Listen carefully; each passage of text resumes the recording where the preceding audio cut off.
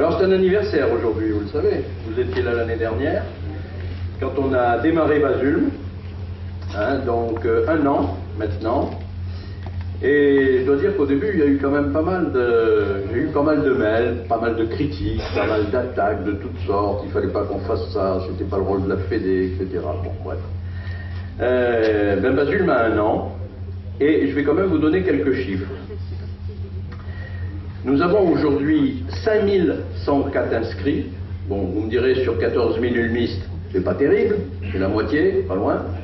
Donc il y a encore un petit effort à faire là-dessus, mais avec les beaux jours, les inscriptions fonctionnent fort, parce que je regardais rien que ce matin sur mon portable, j'avais 12 inscriptions. On a quand même enregistré plus de 50 000 connexions, donc c'est quand même pas mal. Et la base qui est en accès libre, vous savez que tout le monde peut récupérer cette base, a été téléchargée 1920 fois. Donc moi je considère que c'est un chiffre énorme. Beaucoup d'utilisateurs professionnels, tels Navigation de François Fouché ou FAERO, avec ses cartes sur ordinateur, qui utilisent Basulm. Il y a une utilisation qu'on ne voit pas, par exemple, la Star, entre autres, nous a demandé de pouvoir utiliser Basulm pour localiser plus précisément les bases ULM en cas de recherche, en cas de besoin. Il y a beaucoup d'utilisations qu'on n'imagine même pas et qui aujourd'hui sont là. Alors, je vais quand même vous donner quelques chiffres ici, qui sont les chiffres des mises à jour. Ça permet de voir un petit peu comment fonctionne Basulm, là. Alors, on a démarré très faible. Vous voyez, l'année dernière, on a mis ça en marche donc pour l'Assemblée. On était à 12-14 mises à jour par mois, donc c'était pas énorme. Et puis, alors, c'est très vite monté. Pour arriver au mois de décembre 2011, un record, 98 mises à jour dans le mois, je trouve que c'est pas mal. Et ça continue bon train, là on est sur mars, on est à 38, mais les statistiques ont été arrêtées à peu près à la moitié du mois, donc je pense qu'on sera encore vers un niveau 50-60. Donc vous voyez que les mises à jour vont bien. Ce qu'il faut dire quand même, c'est que les mises à jour, c'est vous qui les faites. Et il faut se prendre en main, hein. Il ne faut pas avoir peur d'aller sur Basulm. L'accès, la version 3 de Basulm est très accessible. On a revu un petit peu toute l'ergonomie et donc je pense que même sans être informaticien, c'est relativement facile d'accès et vous pouvez mettre à jour votre propre base. Alors, je vais vous montrer des statistiques. Ça, c'est intéressant parce que ça permet de voir le nombre de bases. Vous l'avez sur le site, hein. C'est-à-dire, quand vous allez sur le site, vous avez un endroit où vous avez marqué statistiques et vous pouvez récupérer tous ces chiffres. Donc, c'est le nombre de bases par département. Vous voyez qu'il y a des régions qui sont mieux loties que d'autres. N'est-ce pas, Louis? Ronald?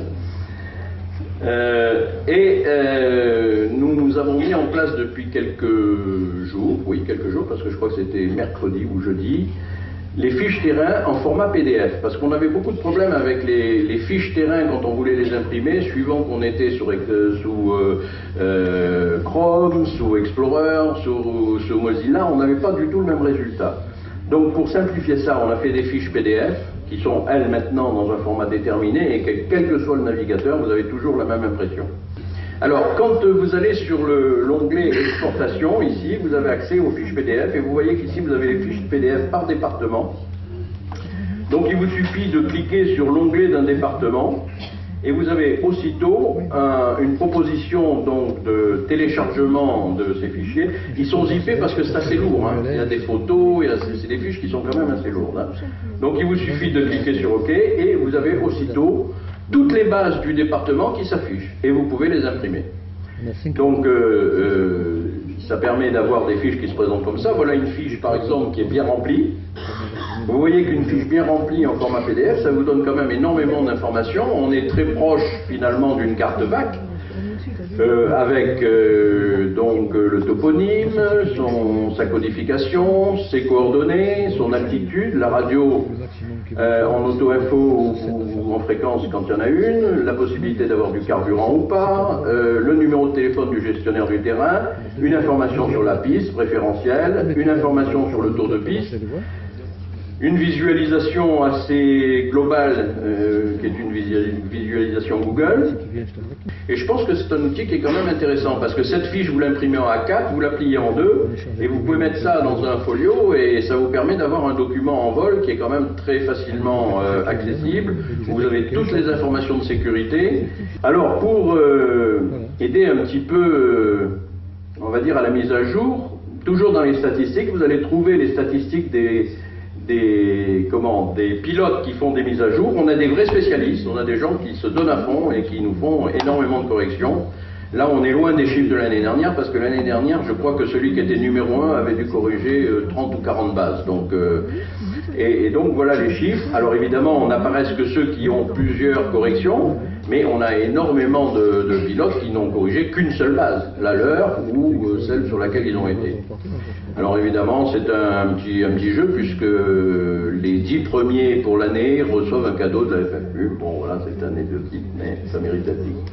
Alors, comme finalement on a vu que ça fonctionnait pas trop mal, et que ça intéressait du monde, on a prévu pour fin mai des applications différentes.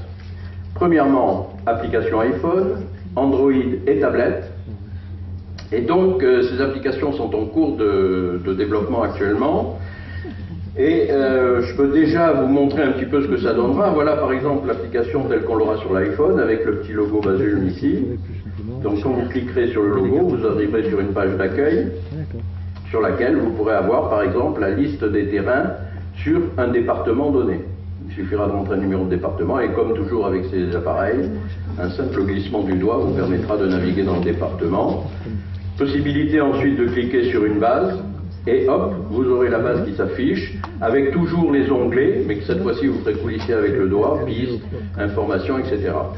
Donc voilà un petit peu à quoi va ressembler l'application sur iPhone, Android et tablette, sachant que la particularité, c'est qu'avec un iPhone, vous pourrez prendre sur une base une photo, elle sera donc géolocalisée, il y aura les coordonnées, vous pourrez directement, puisque vous voyez qu'on a préservé ici une touche éditer, vous pourrez faire la correction directement dans le fichier Basule. C'est-à-dire que là, cette fois-ci, au lieu d'être obligé d'aller sur un ordinateur, avec une tablette, avec un iPhone ou un Android, vous pourrez directement sur le terrain dire « Ah ben non, la piste, elle fait pas 400 mètres, mais elle en fait 300 », ou la position géographique n'était pas la bonne, ou la radio n'était pas la bonne, enfin, vous pourrez faire les corrections.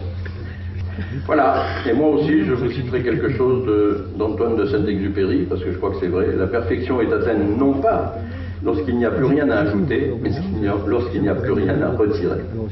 Voilà, je vous remercie.